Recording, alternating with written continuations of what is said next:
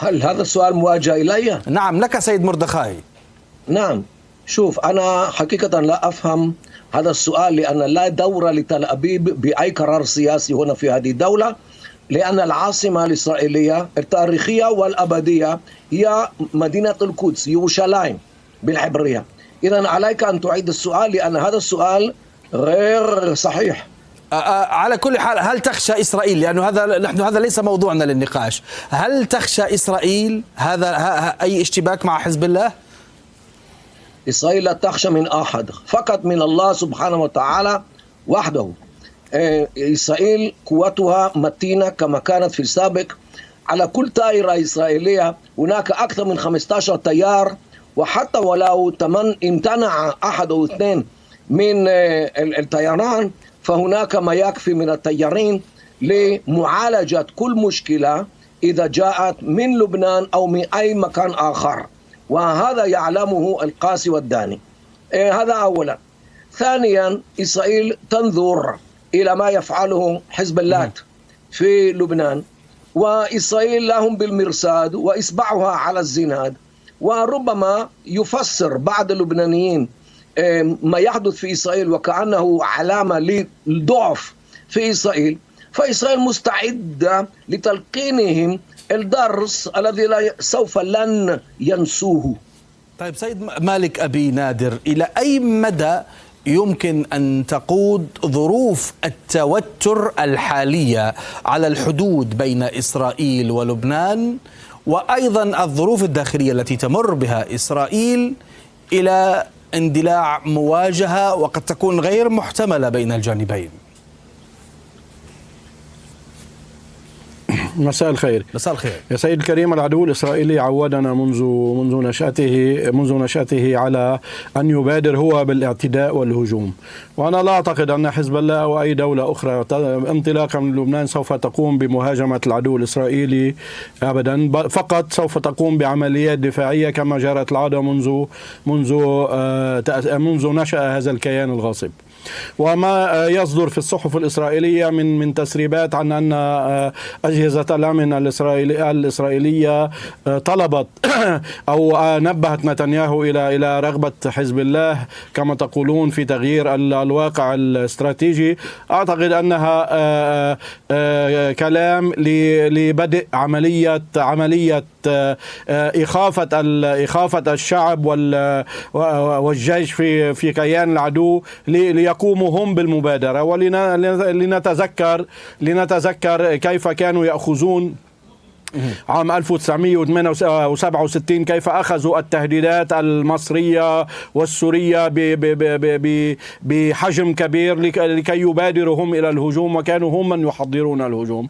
أنا أعتقد أن هذا التسريبات لها دورين. الدور الأول هي لتبرير أي عدوان يقوم به العدو الإسرائيلي بأن يقول نحن رصدنا أو نحن معلوماتنا تقول أنهم هم المبادرون وسوف نبادر نحن لنكسر لهم موضوع المبادرة هم. وأمر آخر لتسوية بعض الخلافات مع الولايات المتحدة وشد العصب بأن هناك خطر على العدو الإسرائيلي وعلى الدول التي تتحالف معه أن تساعده بذلك. ونحن نعلم حاليا أن هناك سوء تناغم بين الدولتين، وهذا ليس لمصلحة العدو الإسرائيلي. على كل حال سيد مردخاي كيدار، قد يقول قائل هذه التحذيرات التي تحدثت عنها يدعوت أحرنوت ونقلتها عن أجهزة الاستخبارات الإسرائيلية والضباط كبار في الجيش الإسرائيلي الذين قدموا تقارير لبنيامين نتنياهو يحذرونه من أن الاستمرار في السعي وراء التعديلات القضائية سيعرض أمن إسرائيل للخطر، وأعداء إسرائيل يتربصون بها كما وصف التقرير الإسرائيلي. إلى أي مدى يمكن وضع ذلك في سياق المخاوف الحقيقية الإسرائيلية من أي تحرك عسكري خارجي سواء من إيران أو من حزب الله، أو فقط محاولة استخدام هذه الورقة من ضباط عسكريين لإقناع بنيامين نتنياهو للتراجع عن التعديلات القضائية وحجة المعقولية؟ شوف، أنت تقتبس من صحيفة يديوت أخرونوت وهي محسوبة على اليسار بمعنى المعارضة الإسرائيلية. هي ستنشر كل شيء إذا كان صحيحا أم غير صحيح بغرض ممارسة الضغوط على الحكومة بغرض إزالة الحكومة. ولذلك كل ما ينشر في هذه الصحيفة عليه أن يؤخذ يعني بشيء من الشك لأنها مسيسة إلى النخاع. لا أخفي أن هناك بعض الناس الذين يتكلمون بأن هذه التغييرات التي تدخلها الحكومة والكنيست في حقيقة الأمر للمنظومة القضائية التي استولت على هذه الدولة هي تغييرات ضرورية، ولكن من يستفيد منها لا يريد تغييرها، وهو يبني لا أقول الأكاذيب ولكن ربما المغالطات والمبالغات في العرض الموضوع. وللأسف الشديد هناك في العالم العربي من يقرأ صحيفة يديوت أخرونوت ويعتقد بأنها معبرة عن الرأي العام الإسرائيلي بصورة عامة. لا، هي تعبر عن شريحة ضيقة من نحن نحاول قراءة الموقف فقط سيد مردخاي، صحيفة هآرتس. نحن فقط نريد قراءة الموقف، ننقل ما نقلته صحيفة يدعوت أحرنوت. وأيضا أريد أن أسجل معك أنه كانت هناك زيارة لقادة كبار في الجيش الإسرائيلي وضباط كبار في الأمن الإسرائيلي للمناطق الحدودية الشمالية، ورئيس الأركان الإسرائيلي يزور هذه المنطقة. إذا لم يكن هناك تخوف من أي تصعيد، في أي سياق تأتي هذه الزيارة لقائد الأركان والوساطة التي يقودها الجانب الفرنسي جان إيف لو دريان وزير الخارجية الفرنسي السابق يقود الآن وساطة من أجل تخفيف التوتر والحيلولة دون تصعيد الأمور أكثر؟ ما يبدو لي هو أن هناك في إسرائيل من يخشى من سوء الفهم في الجانب اللبناني والرغبة في استغلال ما يدور في إسرائيل وكأن إسرائيل قد ضعفت بسبب هذه الأحداث. لا، هناك يعني احتجاجات في إسرائيل وهذا الشيء مقبول ديمقراطي بصورة يعني مقبولة، هذه ديمقراطية إسرائيلية.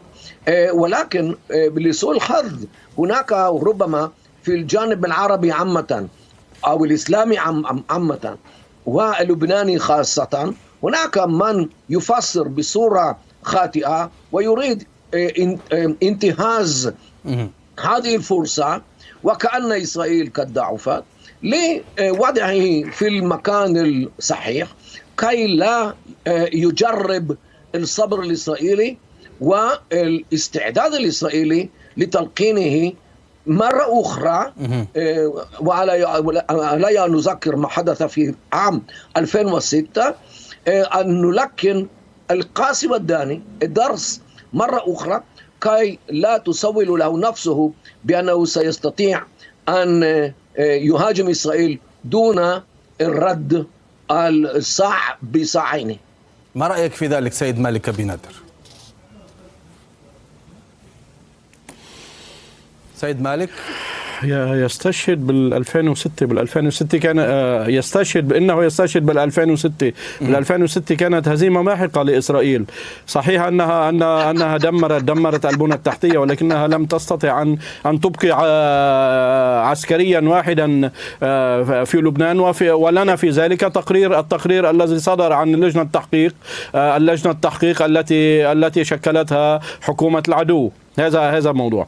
أما الكلام الآخر، نحن نعلم وكل العالم يعلم أن نعم إسرائيل العدو الإسرائيلي ليس ضعيفا، لديه حلفاء ولديه كذا، لديه أزمة داخلية لأول مرة تحدث، ولكن هو حاليا بهذا الموضوع يحاول استغلال هذا الضعف كما قلت لك أولا لكي يستجر العطف الأمريكي ليقول أن هناك تهديدات إلى إسرائيل، وثانيا لكي يبرر إذا قام بأي عدوان آخر. وهناك نقطة ثالثة، يريد أن يشد العصب الداخلي لأن هناك مشاكل وهناك انقسامات. ولكن حتى الآن أنا أعتقد أن ما ذهب له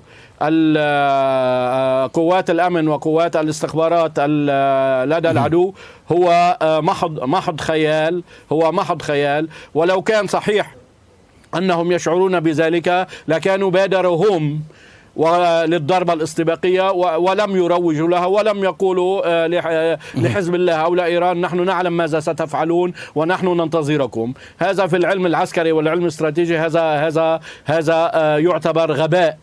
لذلك أنا أقول هذه التهديدات وهذه التسريبات هي لها أهداف سياسية ولكن لا تنم عن أي واقع على الأرض. طيب ما هي احتمالات التصعيد؟ هل الأمر سيستمر بهدوئه أم أن التصعيد وارد؟ هذا السؤال موجه إلي. أنا لا أرى أي سبب للتصعيد.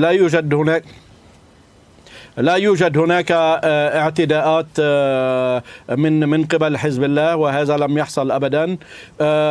إسرائيل لديها مشكلة داخلية كبيرة. كيف لا يحدث؟ قبل أسبوعين يا سيد مالك أرجوك كان قبل أسبوعين تصعيد كبير أيضا في قرية الغجر. راح حزب الله ونصب خيمتين في قرية الغجر، والآن إسرائيل تقول بالحرف الواحد يا إما أن يسحب الخيمتين بالحسنى بالمفاوضات السياسية وإلا سنستخدم القوة وبالتالي سوف يندلع الاشتباك. يا سيدي عودنا العدو الإسرائيلي أنه عندما يريد أن يعتدي لا يحذر ولا يقوم بأي خطوات بهية، فقط يهاجم.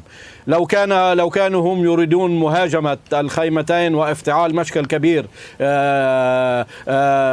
كبير على موضوع الخيمتين لكان حصل ذلك. التهديد سوف نزول وسوف نقيم وسوف هذه تعودنا عليها. إسرائيل لا تقوم بأي اعتداء إلا عندما تكون أخذت موافقة ونسقت مع الدول، مع أمريكا ومع غيرها، وهذا لم يحصل حتى الآن ولا أرى أي سبب في ذلك. طالما هي تقول أن الغجر ليست إسرائيلية، لا تتبع الأرض الفلسطينية المحتلة، إذن الغجر هي قرية سورية تحتلها برؤيتها، هي تحتلها، هي تعترف باحتلالها.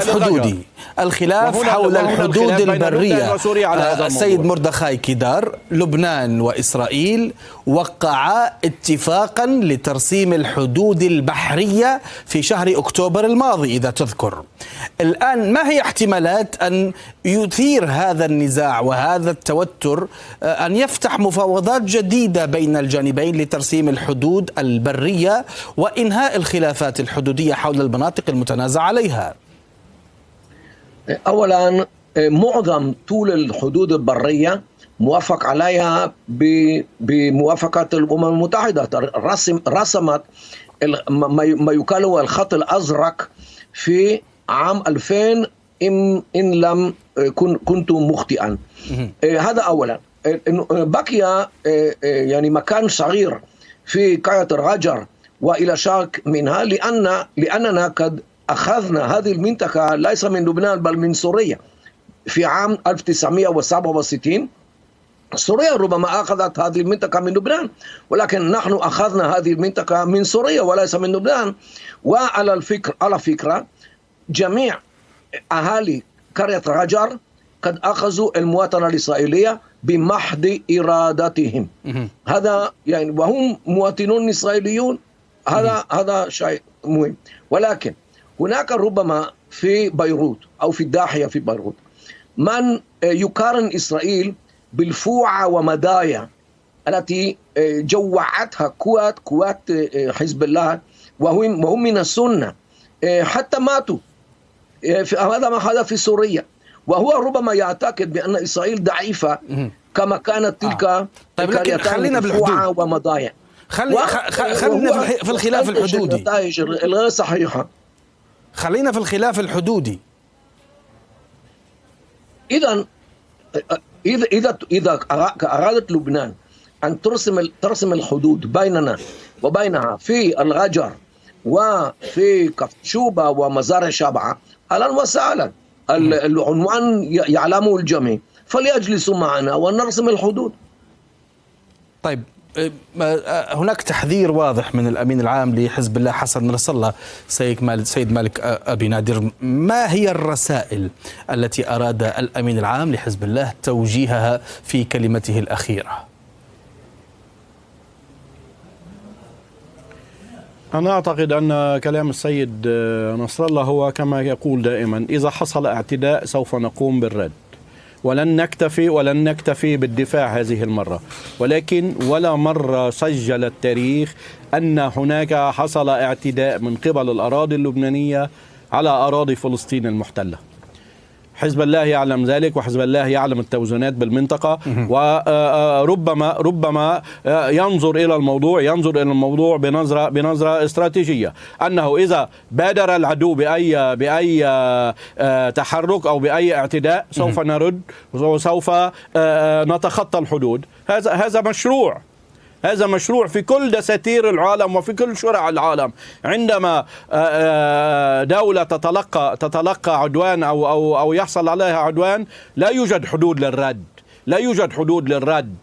فقط الذي يحدد ماهية الرد هو المصلحة القومية للبنان. هذا هو ما خطورة أن تتحول يتكلم كما يتكلم دائما. ما خطورة سيد مالك أبي نادر أن تتحول أي اشتباكات تندلع في المنطقة الحدودية إلى حرب شاملة واسعة بين الجانبين؟ يا سيدي، الموضوع وارد، لأن العدو الإسرائيلي لديه أطماع، وعودنا بأنه يرد على قذيفة كاتيوشا بهجوم طيران وبتدمير وباجتياحات. فكيف إذا حصل توتر أكبر؟ ولكن منذ عام 2006 بدأ العدو الإسرائيلي يحسب ألف حساب ويأخذ بعين الاعتبار قوة والتسليح النوعي والتسليح الكاسر للتوازن الذي أصبح لدى المقاومة. لأجل ذلك أنا أعتقد أن إسرائيل تحسب ألف حساب قبل أن تقوم بمغامرة عادية وبأي مغامرة كما كانت تفعل سابقا. لبنان أصبح محصنا ضد الاعتداءات العادية والاعتداءات البسيطة.